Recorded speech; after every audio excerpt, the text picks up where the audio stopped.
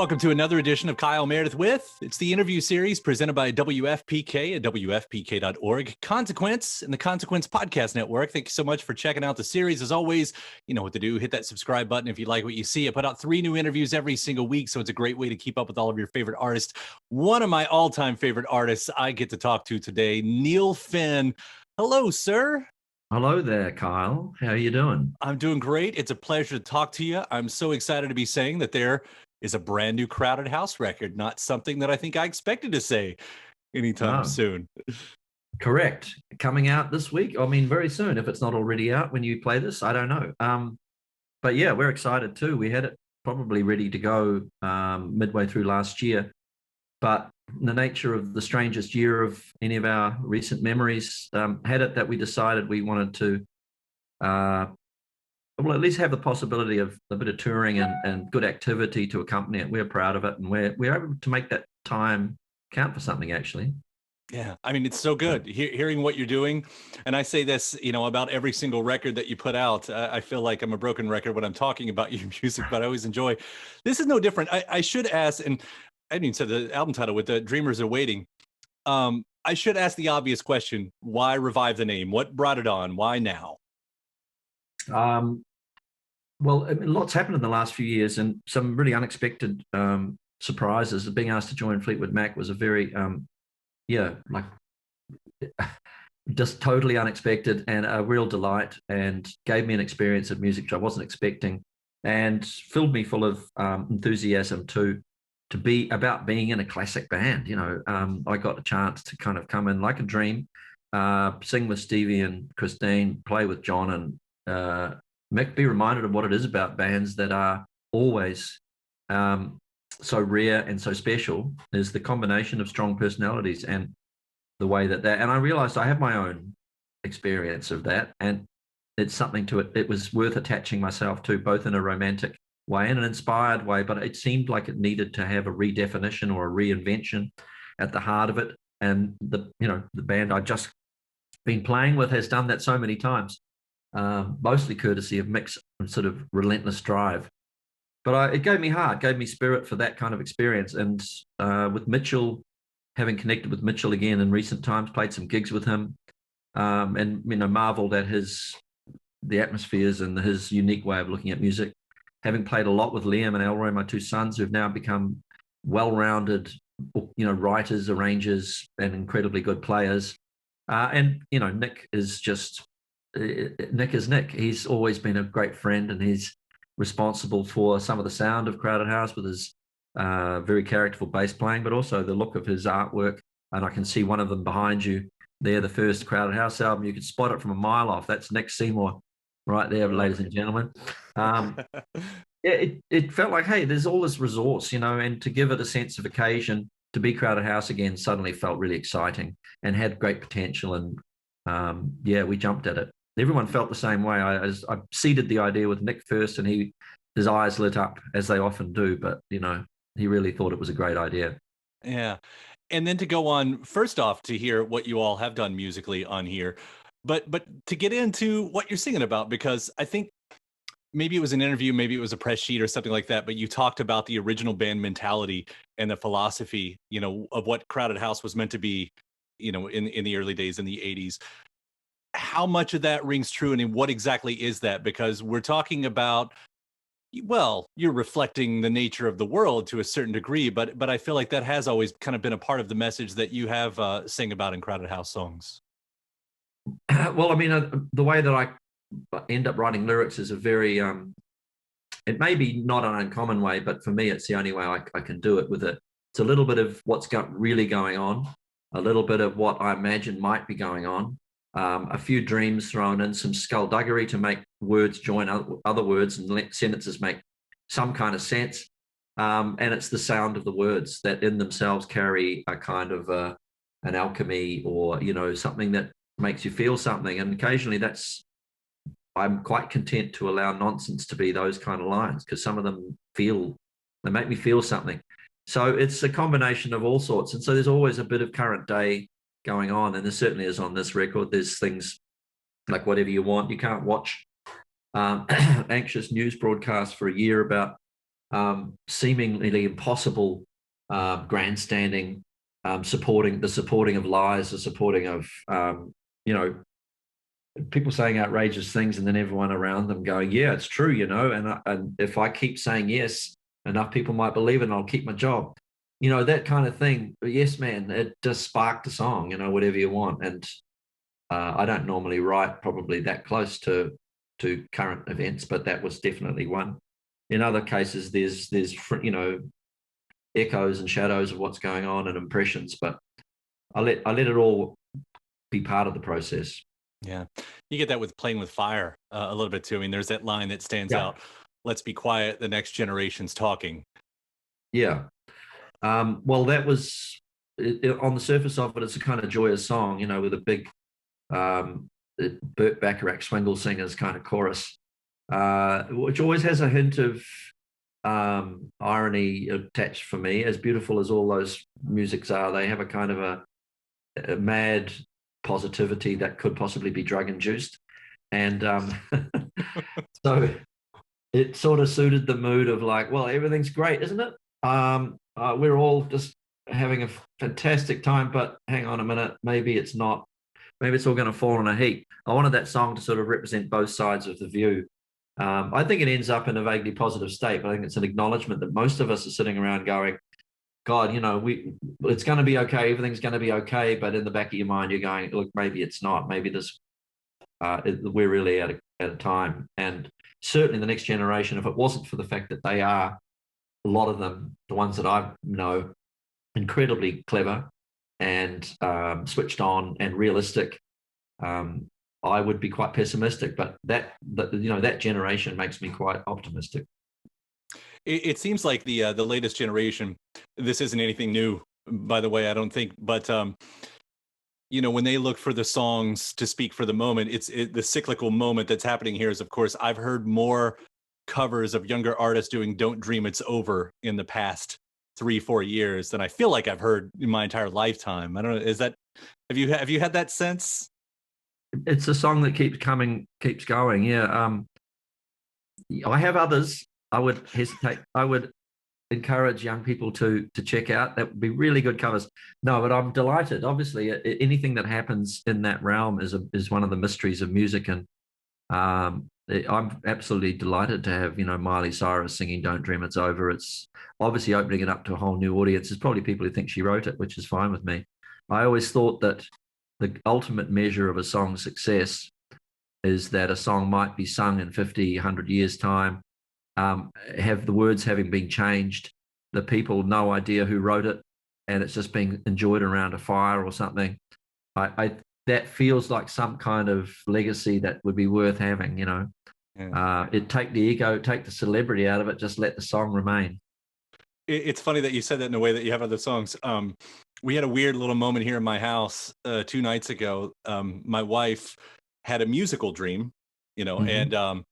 and she woke up and she said, "I had a dream that Dave Matthews was singing Weather With You, Right. you know, out of house." And I No. said, "Oh, did you know I'm talking with Neil Finn in 2 days?" And she goes, "I know." I hadn't even told Wow. her that. I was like, that Well, cover there's hasn't happened to my knowledge, but anyway, we'll put that out in the world. So well, it wouldn't seem totally surprising, but yeah. yeah. That'll be a bit spooky if it does happen, though. She'll be prescient, and you'll have to give her a lot more credit. Just manifesting. That's what we're doing, putting it out in Yeah, the you're world. manifesting. Yeah. Yeah. But getting back to what you were saying though about the positivity, because even on some other songs, Start of Something and Deeper Down or two I wrote, it's almost like positivity as a form of rebellion, if that makes sense. Like in the Yeah. face of everything that, you know, that we've all seen, not in the past year, just the past Yeah. year, but in the past 4 years and the past 10 years, this seems like positivity comes as almost as rebellion at this point. Um, well, I think that's a very nice way to put it. I'm thinking about the lyrics of both of those songs, and I'd say in a way there is an undercurrent of that in both of those songs. The idea with Start of Something of um, you know, great things emerging from chaos or from something being destroyed, seeing it as an opportunity. Um, that's a human characteristic that's saved our asses a few times, I think. And with Deeper Down, the scenario of a dead whale on a beach, stinking and to high heaven, as I write it in the thing. The idea of searching for beauty beyond that and looking for a deeper kind of love out of they're both what you just described, I think summarizes them quite well. Yeah. Positivity as a rebellion. I like it. I wrote down on Deeper Down. I mean, the melody, by the way, on that, I think it's on that song, really almost McCartney-esque a little bit. I don't know if he wrote had anything in mind. Yep, Paul's pretty good. I didn't really. I don't know. I'm always happy with anybody's comparisons. Well, generally happy unless they comparing me to somebody obnoxious. But I don't mind, and I don't get them all the time. I'm not aware of them most of the time. There's a few songs I go, oh, maybe there's a hint of Paul in there, but I wouldn't let it not exist unless it's overt and I'm going to get sued. Well, you mentioned, of course, coming off the Fleetwood Mac tour and another song that you talked about earlier in the interview with Whatever You Want. Like, that was one of the ones I wondered, as you talked about singing the big choruses every single night on a tour like that, if that song really comes from one of those moments right there, because I think that's got one of the bigger, brighter choruses, at least to my ears, on the record. Yeah, well, it's me up at the top of my range singing in a really extrovert manner, and to some degree, that's what my job was in Fleetwood Mac, was to sing Lindsay's parts, and he sings high, and I had to really go for it. So I was conscious I wanted a few songs on the new record where I would be able to be up in that range, really belting it out. But so some of what you say is true. I don't know if the song itself was relatable to musically to any Fleetwood Mac moment, but some of the spirit and energy has come from that. Yeah. Sorry if I'm asking well-worn road here, but No. Are you still juggling your career? I mean, is Fleetwood Mac still, like, I talked to Mike and I've talked to Mick, and I know both of them said they would love to have original music out of this lineup. Is Fleetwood Mac still part of your world at this moment? Well, it is, although it seems like a dream in a way, because I'm so deep inside this now. Sometimes I hear one of their songs on the radio and I go, that's right, I'm in that band. It seems unlikely, implausible, but it's fantastic. And things go quiet for long periods, and I think it always did with that band. Anyway, There was a great will to do a few more things. I would think it would have been amazing, and it would still be amazing to do something in the studio with the band. And would have and more than capable of doing something fantastic. But getting everybody to that point is the trick. Yeah, I'd leave that for greater minds like Mick to organize. At least we did get the "Find Your Way Back Home" song, because you have, at least that's sort of the Fleetwood Mac. I mean, we're missing a few members, but you're in the right direction. It had 3 out of 5 in there. Yeah. That was really good to be able to do. And ideally we would have all done it together. It might have been even better, but we did it in pieces. And I was so delighted and honored to have Stevie sing along. Yeah. And it went to a really good cause, and it's raised a lot of money. Good to hear. It's great to hear. Yeah. And you guys sound great together on that. I mean, thanks. No surprise there.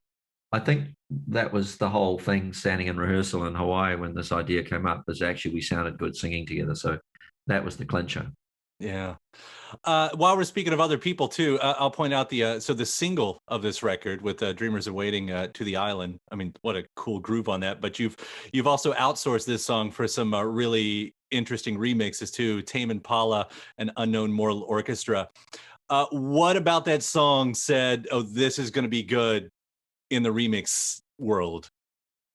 I'm not even sure. I can't remember now exactly the thought process. I think we had a bit of time up our sleeves. It was, and you start musing about what might be possible. And the song, given that it had that stompy groove, which is not necessarily part of modern record making that much, but it had a kind of a whimsical fantasy aspect to it that we just thought might appeal. and we know Kevin a little bit, and we know Ruben a bit, and just threw it out their way and said, "Hey, do you want to dismantle this song and put it back together in some really mad way?" And they both responded to the song. I think they enjoyed the song, and God, we were so happy with what they sent. We just thought they did a great job, both of them. Yeah. As a songwriter, I mean, this harkens back to what you were talking about with, covers. But to have a song kind of go out and come back like that, I mean, that's got to be such an interesting way to hear something that you created in maybe in such an isolated moment. Yeah, well, it just always brings to light something about the song that you hadn't noticed, and I love it when people take liberties.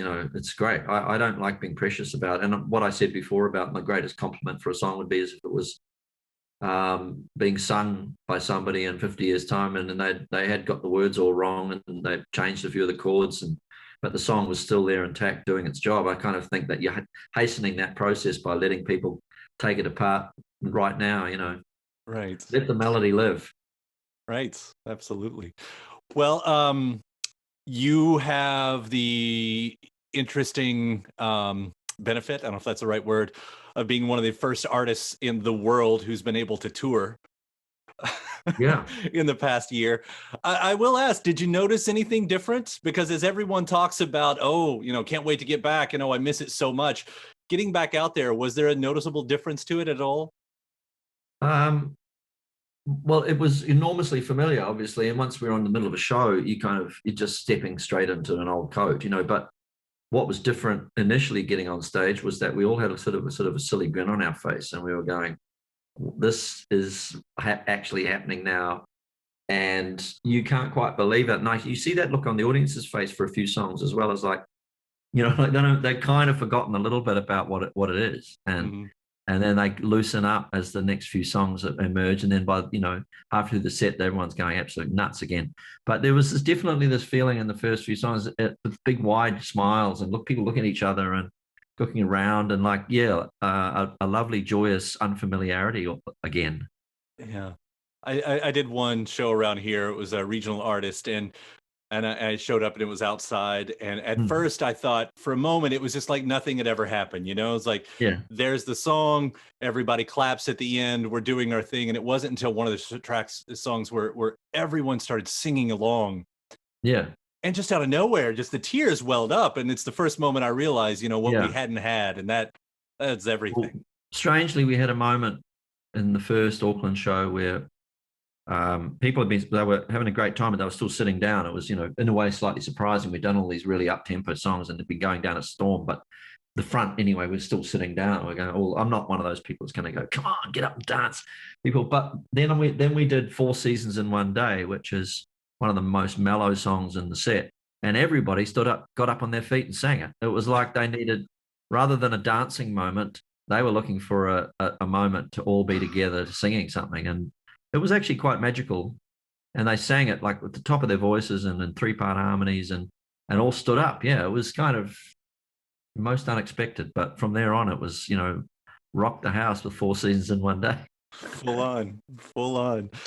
I can't wait to hopefully hear these songs live on. Oh, yeah, you will. We'll be there as soon as we can. Yeah. We're coming.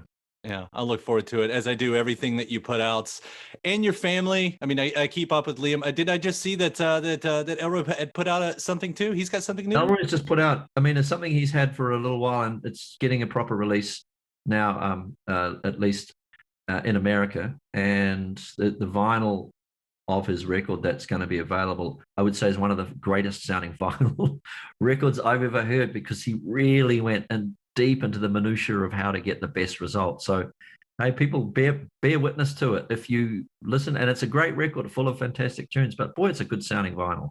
Yeah, grab the vinyl. Absolutely. I'll be doing that. Elroy. Yeah, it's really good music too. I'm really proud of it. Proud of him for making it. Yeah. Well, again, I love what you all do together. This new Crowded House record is no exception. Neil, thank you so much for continuing this dream that we've all been on. Right. I so appreciate it. All right. Take care. We'll see you around.